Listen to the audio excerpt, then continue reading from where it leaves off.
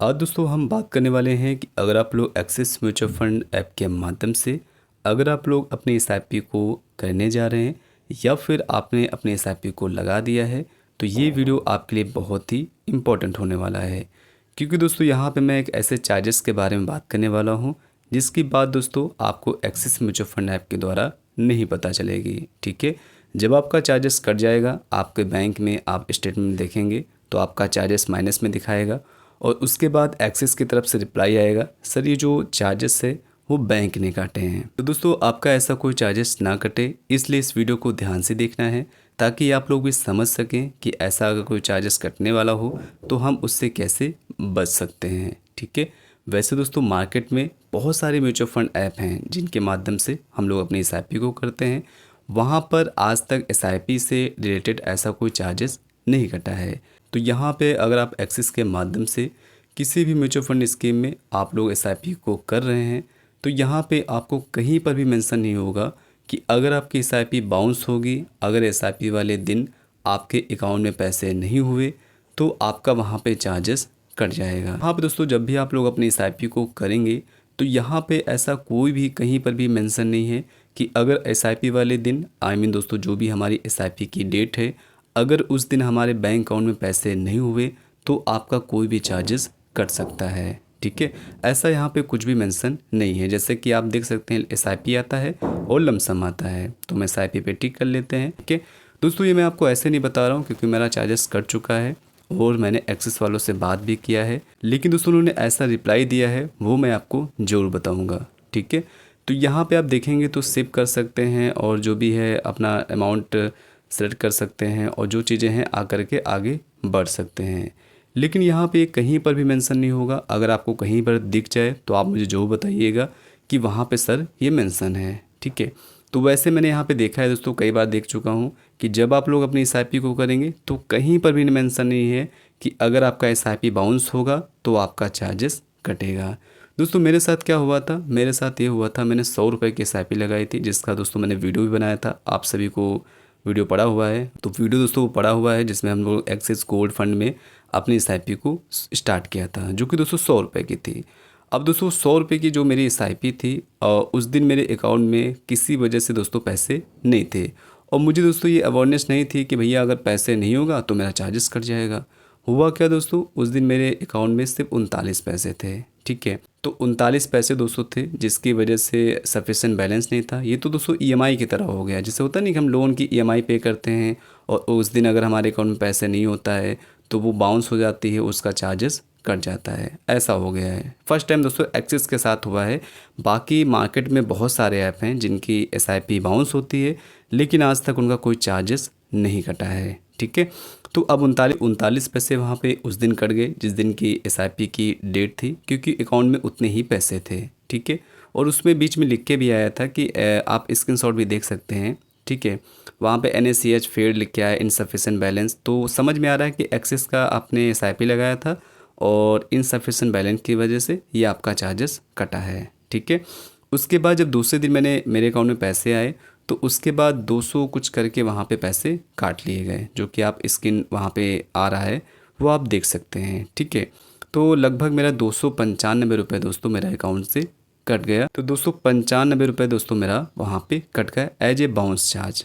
ठीक है, तो 100 रुपये की एसआईपी थी, लगभग मेरा 300 रुपये वहाँ पे एज ए चार्जेस दोस्तों कट गया, जो कि दोस्तों बहुत ही गलत है। ठीक है, अगर आप भी एसआईपी को कर रहे हैं तो ये जो ध्यान रखिए भैया कि उस दिन आपके अकाउंट में पैसे होने चाहिए, अगर नहीं होंगे तो 250 से 500 तक आपका कट सकता है।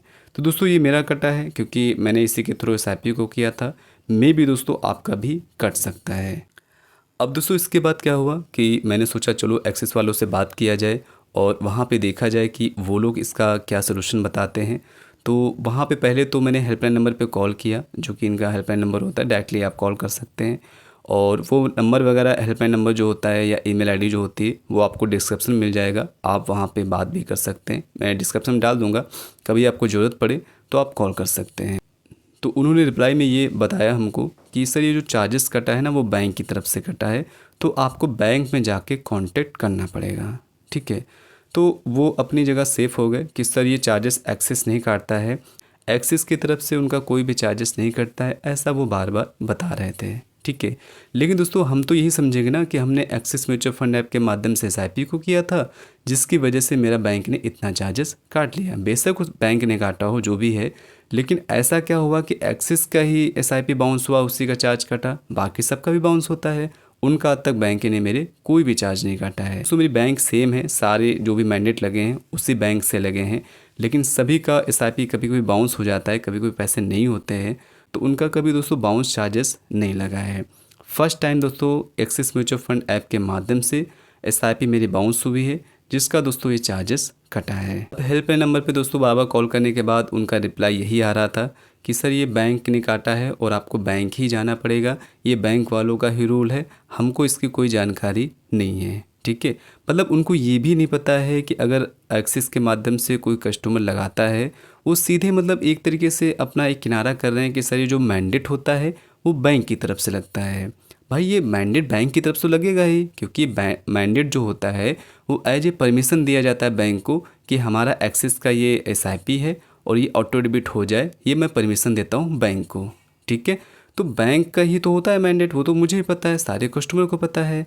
लेकिन अगर उसकी वजह से चार्जेस कट रहा है तो ये आपको पता होना चाहिए कि बैंक इलीगल रूप से कोई भी चार्ज दोस्तों नहीं काटता है।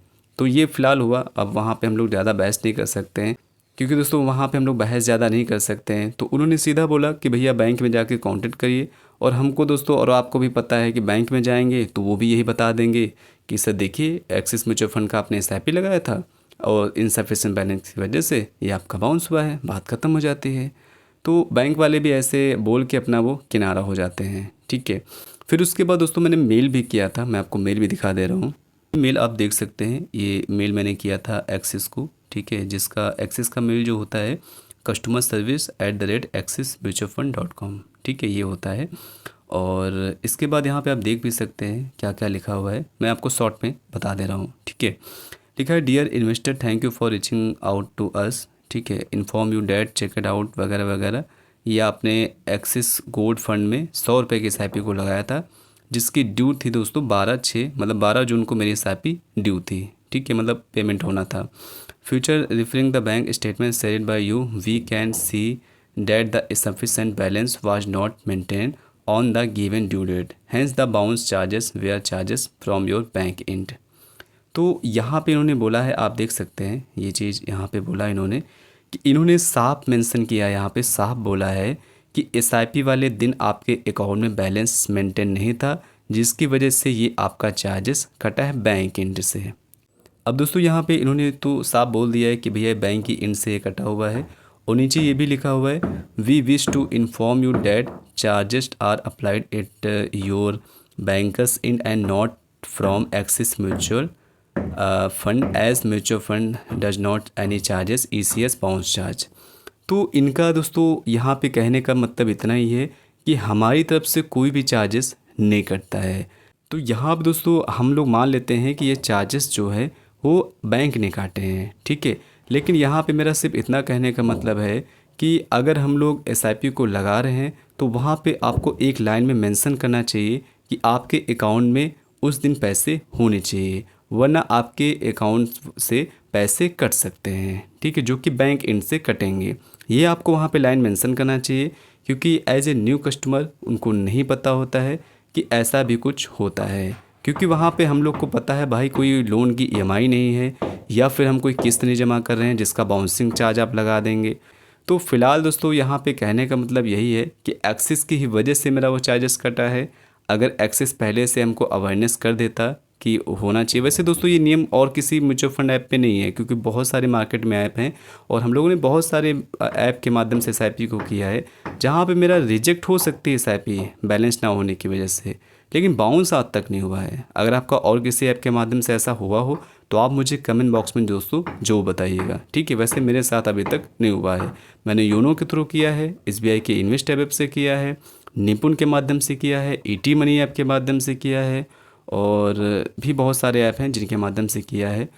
तो फाइनली दोस्तों कहने का मतलब इतना ही है कि अगर आप एक्सिस म्यूचुअल फंड ऐप के माध्यम से सिप करने जा रहे हैं तो उस दिन आपके अकाउंट में मेंटेनेंस बैलेंस होना चाहिए, वरना आपका 100 का 300 कट सकता है। ठीक है, आई होप दोस्तों इस बात को आप समझ गए होंगे। फिर भी अगर आपके मन में कोई कन्फ्यूज़न हो, आपके मन में कोई डाउट हो, तो बेफिक्र होके कमेंट बॉक्स में लिखिए, मैं आपके कमेंट का उत्तर ज़रूर दूंगा। थैंक्स फॉर वॉचिंग दोस्तों, बाय बाय।